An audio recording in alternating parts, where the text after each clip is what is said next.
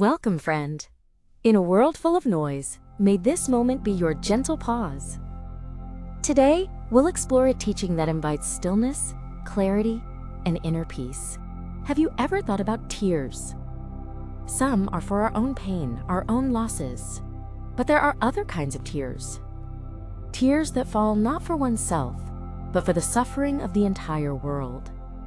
This is the tear we will speak of today. It is a tear that comes from a heart so open, so vast, that it feels the joys and sorrows of all beings as its own. This is the heart of a Bodhisattva. Today we explore the profound nature of a Bodhisattva's compassion. It is a love that does not turn away from pain, but moves towards it with the wish to heal. A love that is boundless, patient, and deeply courageous. Let this understanding be a balm for your soul. In Buddhism, there is a figure who perfectly embodies this infinite empathy. They are known as Avalokiteshvara, the one who hears the cries of the world. This is not just a deity in a story, but a symbol of the potential for compassion that lives within every heart. The name itself means the Lord who looks down, not with judgment, but with the unwavering attention of a loving mother watching over her only child. This is the quality of metta, or loving kindness, a gentle wish for all beings to be happy. Avalokiteshvara represents the great vow to listen without prejudice to the sounds of suffering, the spoken and unspoken grief, the quiet ache of loneliness, and the loud roar of fear. This bodhisattva is often depicted with many arms, 1,000 arms.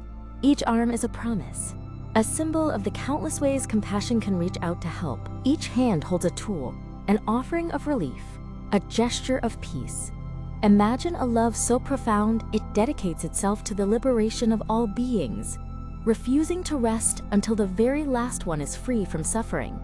This is the great aspiration, the driving force of a bodhisattva. They do not seek their own peace first. Their peace is found in the peace of others. Their joy is found in the joy of others. This is the selfless path they walk. Let us hold this image in our hearts, the image of a being of immense grace, whose entire existence is an act of love. This is the foundation of our story today. There is a story, a sacred legend, that tells us how this compassion became so vast. It begins with Avalokiteshvara looking down from a place of great stillness, observing the world. With eyes of perfect clarity, the Bodhisattva saw the endless ocean of worldly suffering. Beings trapped in cycles of anger, greed, and confusion. He saw sickness, old age, and the pain of loss. He saw the loneliness in crowded cities and the fear in the silent wilderness. He witnessed battles fought over pride and families torn apart by misunderstanding. He saw hunger, poverty, and despair. For countless ages, he had worked tirelessly to help, to guide, to liberate. Yet, for every being he helped, it seemed countless more fell into suffering. The ocean of sorrow was endless, and at that moment, for the briefest of instants, his great resolve faltered. The sheer scale of the world's pain became overwhelming.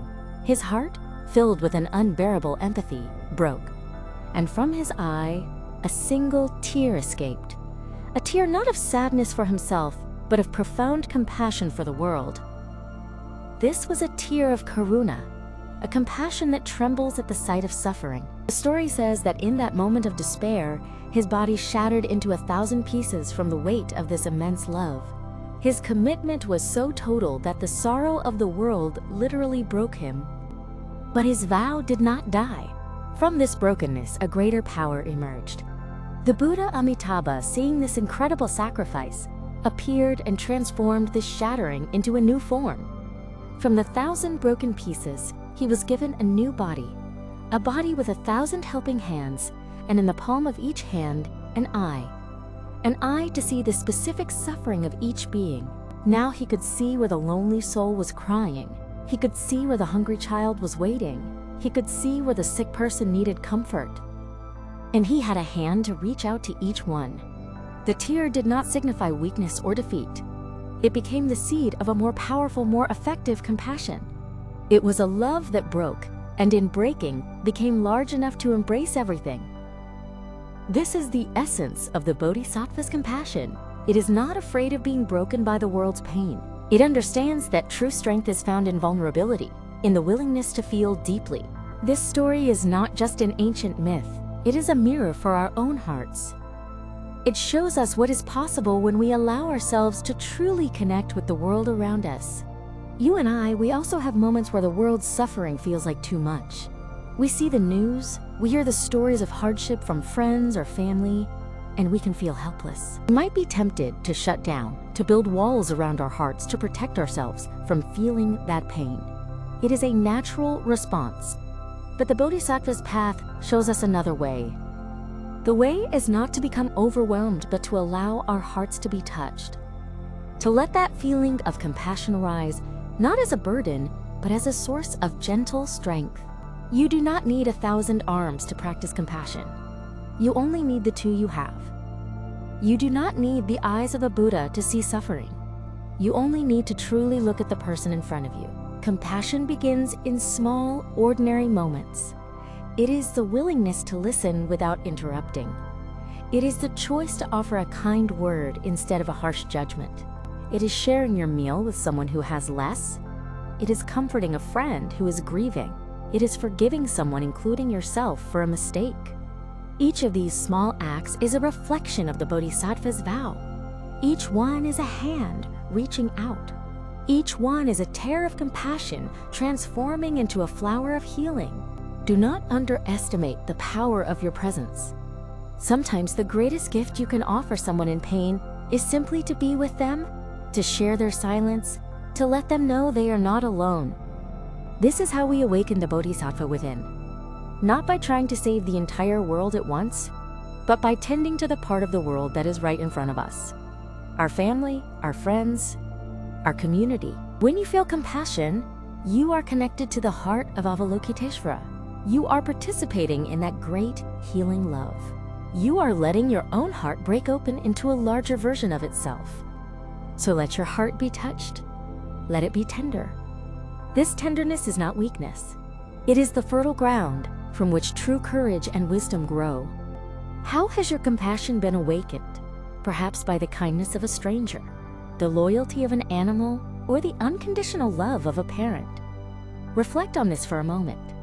Every time you choose love over fear, you are spreading the light of the Bodhisattva's vow.